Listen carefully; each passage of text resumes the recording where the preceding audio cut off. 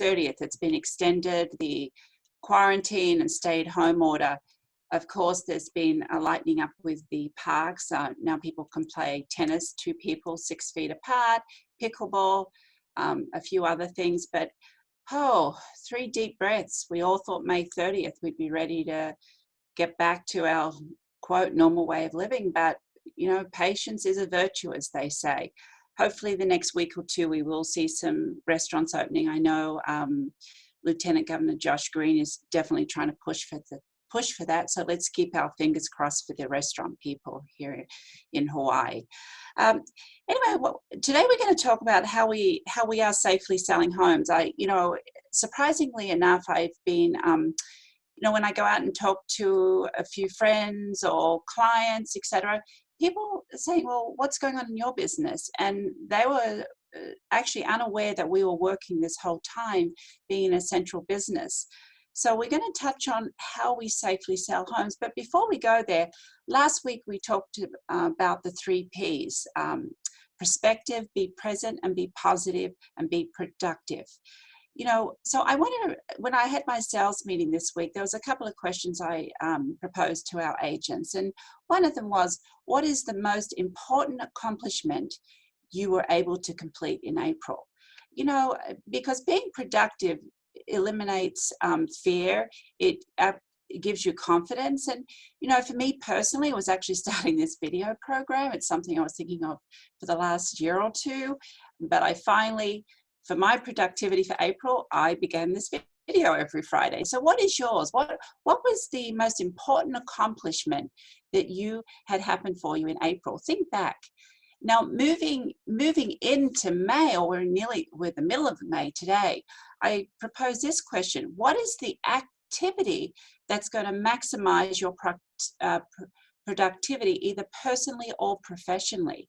And, when I ask this to my agents, a couple of people, again, we like to be educators in with what's going on. As one of our agents said, what's really going to make me productive is really sharing with my friends and my clients, the low interest rates, the opportunities. And she's getting immense pleasure out of just calling people socially, just updating them on what's going on. So for me personally, it's like working with A players. It's like putting a lot of energy into our company, making sure everyone's working at their highest level, they have their knowledge for their clients. But I do ask you, I put that question out there, what is the activity that's going to maximize your personal or professional productivity this month? And for me, that brings a lot of positive thoughts versus living in fear. Okay, so how are we operating right now? I'm going to call it the 3 S's, where number 1, students and educators, 2, safety protocols, and 3, strategic marketing in today's times. So as students and educators, there's tremendous information out there right now on statistics. And let me bring forth some new ones, some ones we discussed last week. We talked about new listings increasing over 42% for single family homes. Condos increased over 40%, decreased. So even though the closed sales decreased by 22%, with a supply of homes and condos substantially lower, our market is still very much a seller's market, believe it or not. There was one statistic though, homes over $1 million, they've only decreased 3%, while condos generally have decreased 40%, the demand for condos. The monthly median prices increased, showing supply and demand. Right now it's a great time to buy, or it's a great time to sell. But of course, it's on your personal situation. Is this the right market for you? And that's what a good real estate advisor can help you. Someone who's honest, someone who studies the market, someone who's personally, what's your best thing to do? It was the other day I went to a prospective client's home, whether they should build the second home or should they buy. So right now we're in the middle of the due diligence. If he builds a second house, what will the value of the property be versus just cashing in with the low rates and buying his dream property now? They're the kind of questions people have. And we're there to help them, whether they do something now, in 5 years, 10 years, it's purely what works for the client. The second thing is safety protocols. What are the safety protocols that we as professionals and legally have to follow now? You know, number one, we try to use technology whenever possible and only do personal showings when absolutely have to, which brings me to the point that now we have to make sure buyers are pre-qualified. When we have a listing and an agent calls us, we want to see a pre-qualification letter. We want to have them have masks and gloves. We don't want them touching anything in the home. Only 3 or less people are allowed in the home at one time. Standing 6 feet apart is really important. The visitors must inform their agent and us if they've been traveling, if they've been around someone who's traveled, or if they've been currently in quarantine. So a history of that person's whereabouts is needed before they enter into a listing. Removal of shoes, of course.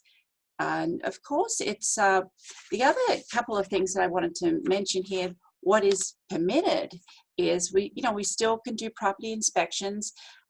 Oftentimes now the home inspector goes in the home himself to avoid having too many people in the house.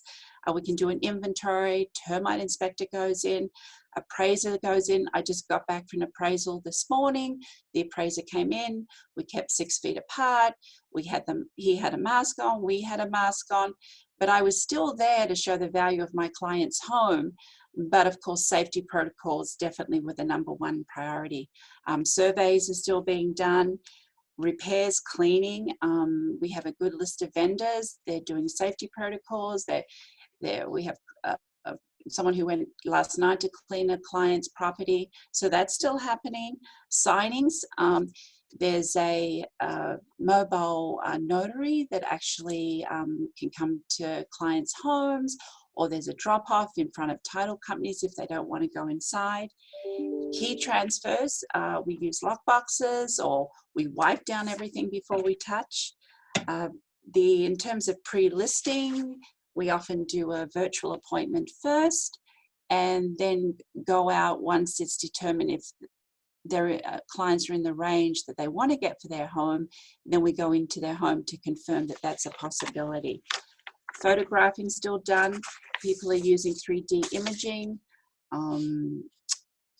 But generally speaking, a little more formal, everything that we do. What I love about the new way we're doing business right now is I believe we're being more efficient.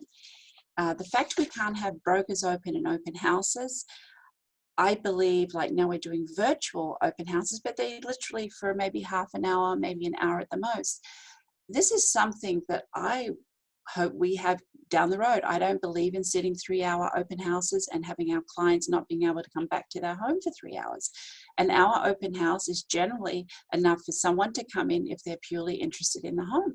Maybe that's a protocol that will follow once the COVID vaccines being discovered and we're all a little bit back to our normal ways. Anyway, I just wanted to share some of the things that we are definitely following, and the real estate market is really, really busy. As far as strategic marketing, I love to be creative, so I love the marketing. Right now, the virtual open house brokers opens.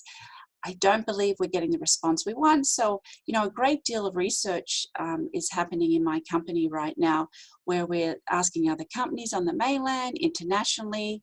So we explore different ways where we can be truly effective in exposing our listings. We belong to a lot of luxury and mainland connections that will continue to, and they're developing new products of their own that we will be part of.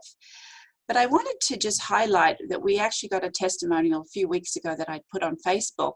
But these are some of the highlights that happened. I mean, she was fulfilling her dream, and she said, just as the pandemic hit, the place I'd been waiting for became available. So she was thankful that we didn't say, oh, wait, this is not the time to buy. No, despite the challenges of the shutdown, we were able to have various people help her through moving, and every detail with the loans, even with the virus happening. And this was at the very beginning of it, where everyone was pretty locked down as they are today, but maybe a little more intense about it. the entire purchase went flawless. It truly, it was wonderful to see the client had a dream and it came true even with the conditions that we were dealing with. What I wanted to share with you now was just for the fun of it, you know, we had one of the highest sales this year that just actually recorded this week. So let me share with you what $18 million buys.